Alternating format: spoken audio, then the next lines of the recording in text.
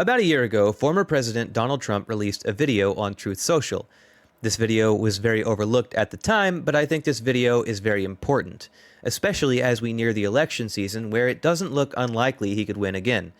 In this video, he describes what he wants to do about trans people, what policy he wants to pass to affect the lives of trans people. As you can imagine, it's nothing good. In fact, I would argue it represents an existential threat to trans people all across America. So let's check out this video and see what Donald Trump has to say, and I will break down for you why these things are terrible for trans people. As part of our new credentialing body for teachers, we will promote positive education about the nuclear family, the roles of mothers and fathers, and celebrating rather than erasing the things that make men and women different and unique. While this video on the whole may be about trans people, this first part seems to me like an attack on gay couples. It seeks to redefine the family in propaganda as being just that of a male and female who are married and their children. It deliberately excludes gay people, and it uses a measure of gender essentialism to suggest that there is a right way to be a woman, and a right way to be a man, and a right way to have a family, and therefore gay people and trans people are excluded from these definitions, as are, I assume, many feminists who are not themselves gay or trans or even all that accepting of trans people. This represents a threat to almost anyone that doesn't follow a traditional Christian conservative idea of family. But that's not the most disturbing part, so let's keep going. I will ask Congress to pass a bill establishing that the only genders recognized by the United States government are male and female, and they are assigned at birth. While this would not invalidate state laws, it does have enormous implications on the lives of trans people. I assume he doesn't just want to prevent the changing of gender markers on things like passports, which would be bad enough, but also prevent name changes from masculine to feminine names and vice versa. This seems just sort of like what the Heritage Foundation would suggest, and I suspect that is where he's getting these ideas from. They are his people, as it were.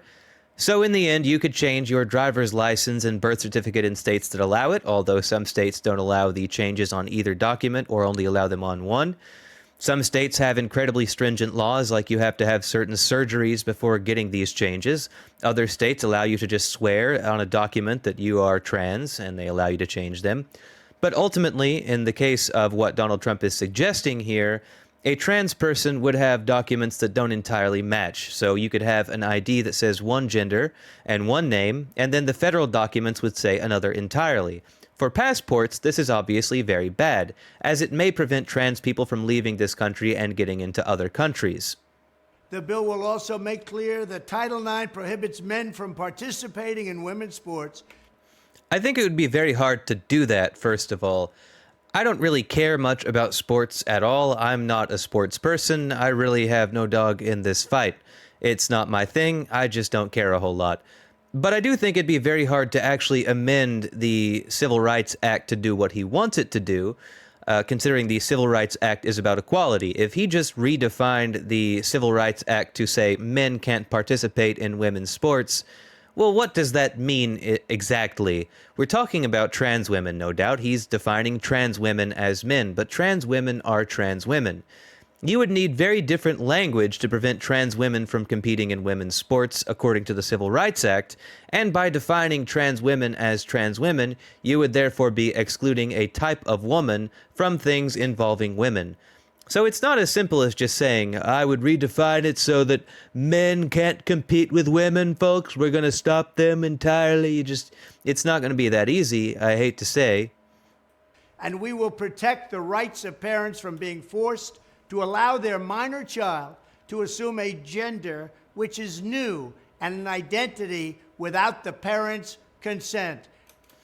The big problem I see here is that the children should also have rights. If children are trans, and obviously if there are trans adults, it goes without saying, there are also trans children.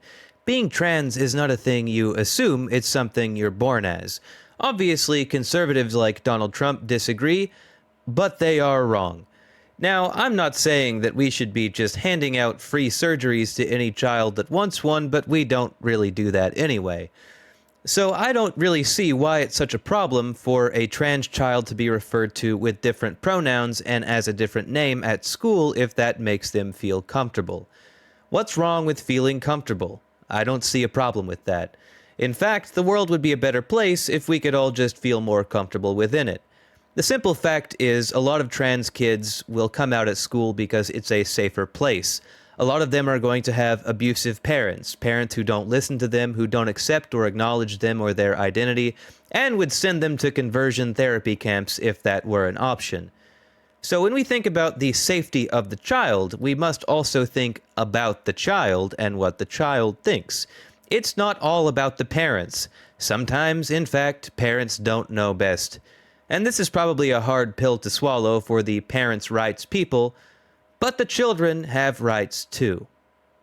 The identity will not be new, and it will not be without parental consent. No serious country should be telling its children that they were born with the wrong gender, a concept that was never heard of in all of human history. Nobody's ever heard of this, what's happening today. It was all when the radical left invented it just a few years ago. Okay, let's point something else out here. The radical left did not invent being trans like 4 years ago. This is not something that happened recently. There were trans people in Weimar, Germany. Actually, one of the most famous pictures to come out of the early Nazi era was the burning of books at a sexological institute where a person had done experiments trying to help trans women conceive children. This was about 100 years ago. And they are not the first. There have been trans people in different cultures all throughout history. Some countries like Thailand and India have third genders that they recognize, third gender populations. Sometimes Americans are quite bad about that and understanding that for obvious reasons. We tend to only think about ourselves a lot. But let's not forget that trans people have existed in America for longer than a few years also.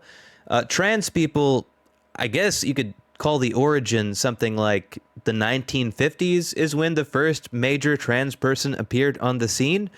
She was pretty famous at the time. She went elsewhere to receive gender-affirming surgeries, and this was a long, long time ago. It's not a recent thing. Trans people have existed since forever. There are plenty of resources showing this. And the fact that they want to rewrite history in such an egregious way and make it seem like radical leftists invented being trans a few years ago is frankly terrifying. They're trying to associate the entire concept of being trans with a political ideology spreading its goals of destruction and chaos in society, which, again, is not the case. Trans people have been in societies for thousands of years and have fit into those societies and enriched those societies and helped those societies be greater than they would have otherwise been in one way or another. I think it's very important to remember that. Trans people are people. Trans people have been around for a very long time. Trans people are going nowhere. It doesn't matter how you redefine trans people. It doesn't matter what draconian methods you use to try to prevent them from existing. Trans people have always been and will always be, and it makes people like Donald Trump very angry. So, let's not let him win next year. If you've made it this far, I only have one more thing I want to say, which is thank you very much. If you liked this video, please leave a like. If you have something to say, positive, negative, please say it. I will most likely respond. If you want to see this channel grow so I can bring awareness to these kinds of issues, please subscribe. And, oh yeah, it's the day after Christmas, so Merry Christmas. I'm a little bit late. I hope you enjoyed and had a great time. If you don't celebrate, happy holidays. I hope your New Year's is awesome.